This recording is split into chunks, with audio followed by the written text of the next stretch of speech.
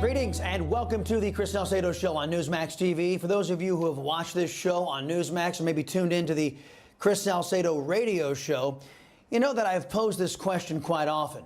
Who's worse, those who seek to enslave us to a totalitarian government or those who abandon us to a totalitarian government? This question has crystallized in an unlikely spot. And if these events can happen in the great state of Texas, they can happen anywhere, well, except for Florida. America's two-party system has failed. That's the truth we dispense in tonight's preamble. I could point to the whopping $28 trillion in debt to prove that socialist Democrats and Republicans have failed us.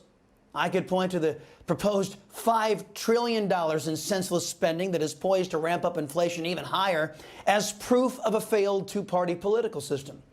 I could point to a wide-open southern border with the current administration bringing in China virus-positive illegal aliens into America, into our cities, without our knowledge or permission as clear evidence of their failed bipartisan political system. But I can crystallize this issue into a simple and menacing problem that we can all identify with and understand. Mask mandates for our children. In the alleged conservative state of Texas, Governor Greg Abbott, like Governor Ron DeSantis of Florida, has placed a prohibition on mask and vaccine mandates. That's wise. Despite Abbott's lawful order, Dallas Independent School District, Austin Independent School District, Fort Worth ISD, Spring ISD, Fort Bend ISD, and Houston ISD, one of our country's largest school districts, have all decided they would violate the law and impose a mask mandate anyway. These left-wing school districts have violated the law and defied the constitutional order of Texas. Now, if you and I violate the rules of the law, we get punished.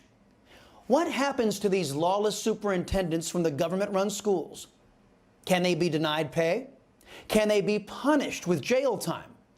On the Chris Salcedo radio show, I asked the Texas Attorney General, Ken Paxton, what punishment of law, what does the law prescribe for these elitist leftists? There aren't really severe penalties. It's really just sort of mandatory language they're supposed to follow. In this case, obviously, these counties and school districts are just saying, we have a different opinion about the law. We don't like this law. We're just not following certain laws that we don't like, which really makes them independent sort of rulers, not part of the constitutional system of government. So they get to break the law with no punishment. That doesn't sound very fair. If these lawless leftists who are teaching our kids that the rules never apply to left-wingers, if they can't be punished, well, can parents at least take their kids and their education money through vouchers and go to a school district that does teach respect for the foundation of American society, the law? Not that I'm aware of. I think that's another thing we have pushed for. When I was in the legislature, I certainly believe that parents should make those decisions, and if they're in places that are not conducive to what they want their kids to experience in school, they ought to have the choice of going to another public school or another private school and have the control of the dollars with the parents rather than with the government. So the parents have no choice. They have no power. And left-wing zealots in government education can violate the law and escape any punishment.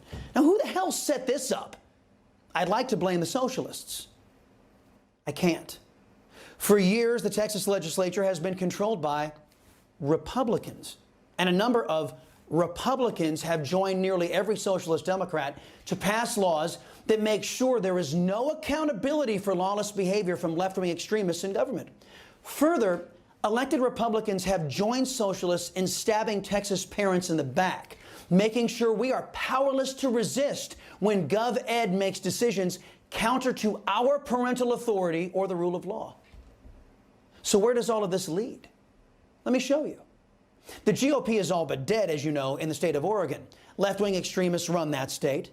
They allow Antifa and BLM to riot, create an insurrection by taking over swaths of territory, just like the Taliban is doing in Afghanistan. And socialists are busy dumbing down our kids, too. Oregon's socialist governor, Kate Brown, has signed a bill into law that allows students in the state to graduate from high school without having to prove they know how to read, write, or understand math. Now, what happens if parents don't want to fund these losers in Gov-Ed? What happens if parents don't want their children to be functional illiterates? What if taxpayers object to having their kids graduate having no ability to function in our society? Well, nothing happens. Tough luck. The GOP squandered their power, squandered their responsibility long ago in Oregon, rolling over to play nice with degenerate socialists. So now the people of Oregon and their kids must suffer with nowhere to turn.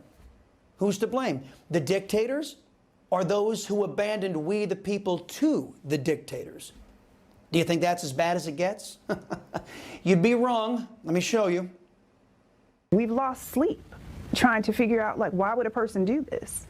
Kyla Posey says she was stunned when she learned about classes segregated by race at Mary Lynn Elementary last year, a practice she says was put in place and condoned by Principal Sharon Briscoe. First, it was just disbelief that I was having this conversation in 2020 with a person that looks just like me, a black woman. It's segregating classrooms.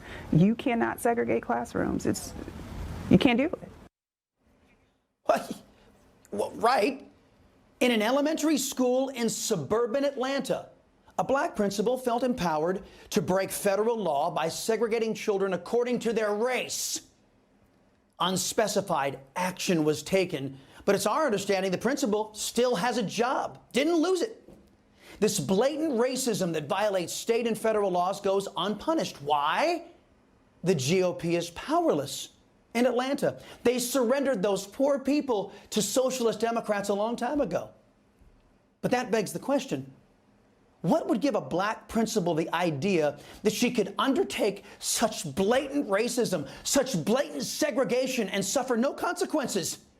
For the answer to that, we got to go right back to Texas.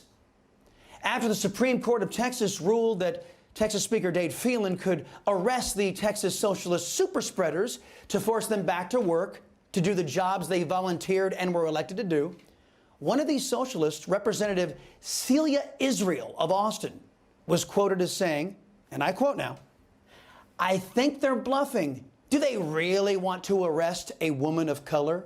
End quote. As if someone's race has anything to do with comporting with the rule of law or doing your damn job. There are two Americas, my friends. Two sets of rules. On one side, we have socialists who claim that they can ignore the rule of law, ignore the rules, and ignore their responsibilities and no consequences.